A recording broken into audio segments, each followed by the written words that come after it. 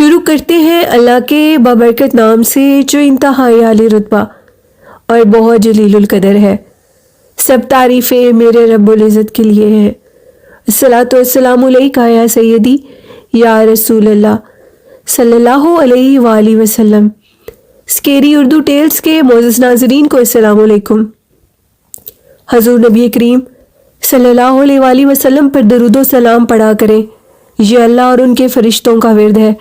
نبی کریم صلی اللہ علیہ وسلم کی سیرت نبی کی کتابیں اپنے بچوں کو اور خود بھی پڑھیں اور دوسروں کو بھی اس کے پڑھنے کی تلقین کریں۔ قرآن پاک میں مع ترجمہ اور 5 ٹائم نماز ضرور پڑھا کریں۔ یہ اللہ پاک نے نبی کریم صلی اللہ علیہ وسلم سے فرمایا تھا کہ نماز آپ صلی اللہ علیہ وسلم کی آنکھوں کی ٹھنڈک ہے، تو ضرور نماز پڑھا کریں، یہی دنیا اور آخرت کی کامیابی ہے۔ اور بڑھتے ہیں آج کی خوفناک کہانیوں کی طرف۔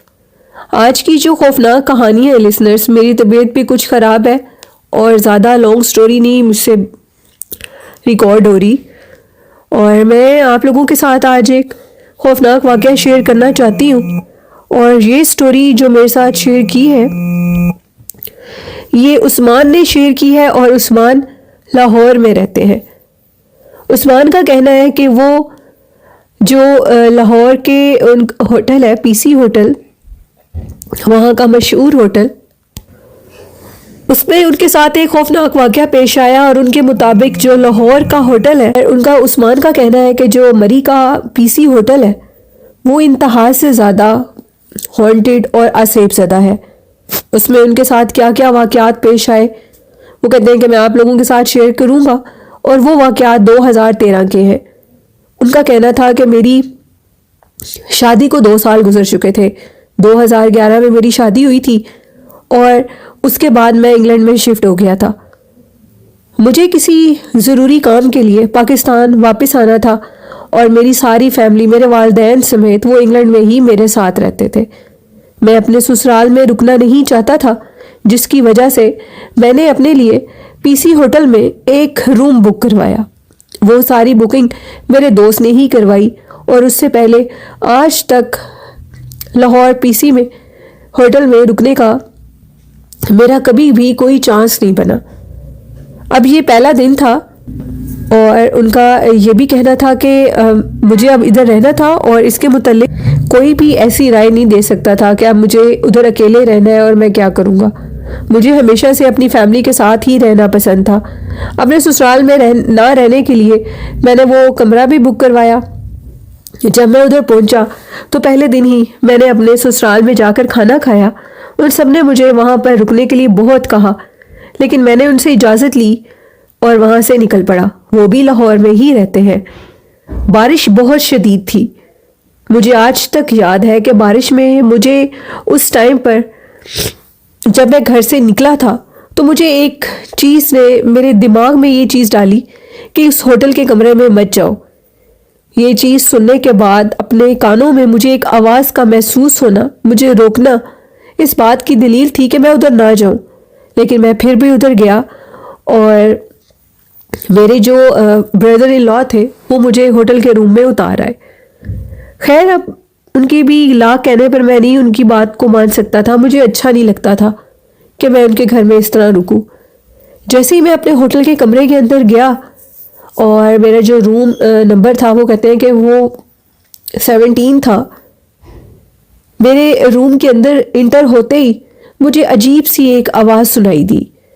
سب سے پہلی بڑی چیز وہ یہ تھی کہ ابھی میں اپنے روم کے اندر انٹر ہوا اور میں نے دروازے کو لاک کیا تو 2 ہی سیکنڈ کے بعد میرا دروازہ دوبارہ نوک ہوا، اور جب میں نے دروازہ کھولا تو وہ اور کوئی نہیں بلکہ میرے بردر ان لا تھے، جن کو دیکھ کر میں کافی سرپرائز تھا، اور یہ بھول چکا تھا کہ ان کو تو میں نے روم کے متعلق بتایا ہی نہیں تھا کہ میرا روم نمبر 17 ہے، تو وہ کیسے آ گئے۔ انہوں نے مجھے کہا کہ تمہارے کچھ سامان میرے پاس رہ گیا، تو میرے ساتھ نیچے چلو۔ خیر، میں ان کے ساتھ نیچے جانے کے لیے جیسے لفٹ تک گیا تو وہ بالکل اب خاموش تھے، اور میرے ساتھ بہت آگے آگے کی طرف چل رہے تھے، اور میں بہت پیچھے تھا۔ میرا ان سے یہ پوچھنا تھا کہ بھائی آپ رکے، ان کا نیم خرم ہے، اور خرم بھائی آپ رکے، میری بات نہیں سن رہے۔ اتنے میں وہ بہت جلدی سے لفٹ کی طرف گئے، اور میں جیسے ہی ان کے پیچھے جانے لگا وہ میری طرف پلٹے تو ان کا چہرہ انتہائی خوفناک تھا، یعنی کہ وہ بہت وحشت ناک تھے۔ ان کا چہرہ دیکھ کر میں خوف زدہ ہو گیا اور اپنے روم کی طرف بھاگا۔ مجھے کچھ سمجھ نہیں آ رہی تھی کہ یہ آخر ہو کیا رہا ہے، یہ سب ایک خواب ہے یا حقیقت۔ میں نے جلدی سے جا کر اپنے روم کا دروازہ لاک کیا اور ریسیپشن پہ کال کی اور کہا کہ ابھی کس لڑکے کو آپ نے میرے روم میں بھیجا ہے۔ وہ انتہائی خوفناک چہرے کا تھا اور اس کو دیکھ کر میں خوف زدہ ہو چکا ہوں۔ ریسیپشن سے مجھے کال آئی کہ شاید آپ ہمارے ساتھ کوئی مذاق کر رہے ہیں، ایسے نہیں ہو سکتا، ضرور آپ کا وہم ہوگا۔ خیر انہوں نے مجھے بہت تسلی دی اور انہوں نے کال بند کر دی۔ اب میری حالت بہت خراب تھی اور میں واپس بھی نہیں جا سکتا تھا۔ سردی کا موسم تھا اور شدید بارش تھی۔ اب مجھے محسوس ہو رہا تھا کہ جیسے میرے واش روم کے اندر کوئی نہا رہا ہو۔ اب وہ نہانے کی آوازیں آہستہ آہستہ رونے کی آوازوں میں بدلنے لگی۔ آوازیں بہت زیادہ خوفناک ہوتی جا رہی تھی۔ مجھے لگ رہا تھا کہ جیسے کوئی عورت رو رہی ہو، سسکیے لے کر رو رہی ہو۔ اس کی خوفناک آواز مجھے بہت زیادہ ڈرا رہی تھی۔ اب میں ڈر کے مارے واش روم کی طرف جا تو نہیں سکتا تھا، لیکن پھر میں نے سوچا کہ اگر میں نے ریسیپشن بوائے کو پھر کال کی تو وہ میرا جھوٹ سمجھے گا۔ میں خود ہی دیکھتا ہوں کہ آخر واش روم کے اندر کون ہے۔ جیسے میں نے واش روم کا دروازہ کھولا تو اندر کچھ بھی نہیں تھا، بلکہ ہر طرف ایک خاموشی تھی۔ ابھی میں نے واش روم کا دروازہ بند ہی کیا تو تھوڑی دیر کے بعد مجھے یوں محسوس ہوا کہ جیسے کوئی میرے سر کے اوپر کھڑا ہو۔ مجھے اپنے بیڈ کے پیچھے کسی کا خوفناک عکس دکھائی دے رہا تھا۔ میرے بیڈ کے بالکل سامنے ایک شیشہ تھا جس میں ایک خوفناک پرچھائی اس شیشے میں مجھے دکھائی دے رہی تھی۔ وہ خوفناک پرچھائی بالکل میرے گلے تک آ چکی تھی، اس کے ہاتھ میرے گلے کے اوپر تھے۔ میں نے پیچھے سے پلٹ کے دیکھا تو پیچھے کچھ نہیں تھا، بلکہ ایک عجیب و غریب چیز مجھے دکھائی دی، اور وہ ایک لیزرڈ چھپکلی تھی جو کہ بالکل بیڈ کے پیچھے تھی۔ اتنی خوفناک کالی سیاہ چھپکلی، اس کو دیکھنے کے بعد میں اور زیادہ ڈر گیا اور میرا دل خراب ہونے لگا۔ میں اس روم کو چھوڑ کر باہر بھاگنا چاہتا تھا۔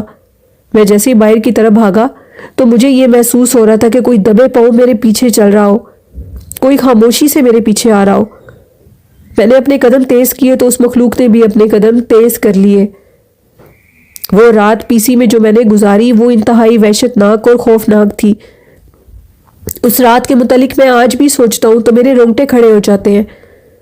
جب میں اس روم کو لیو کرنے لگا، رات کے ٹائم تقریباً 5-6 بجے کا ٹائم تھا، ساری رات میں نے تکلیف میں گزاری، تو اس ریسیپشن بوائے کا کہنا تھا کہ آپ بالکل سچ کہہ رہے ہیں، ایسا ہی ہوتا ہے، اس روم میں جو بھی رہتا ہے اس کے ساتھ ایسے ہی ہوتا ہے، لیکن ہماری مجبوری ہے، ہم یہ بات کسی بھی کلائنٹ کو بتا نہیں سکتے، اس طرح ہمارے ہوٹل کی ریپوٹیشن خراب ہو جائے گی۔ عثمان کا کہنا تھا کہ اگر آپ کسی کی زندگی کو خراب کر دیں تو پھر آپ کیا کریں گے۔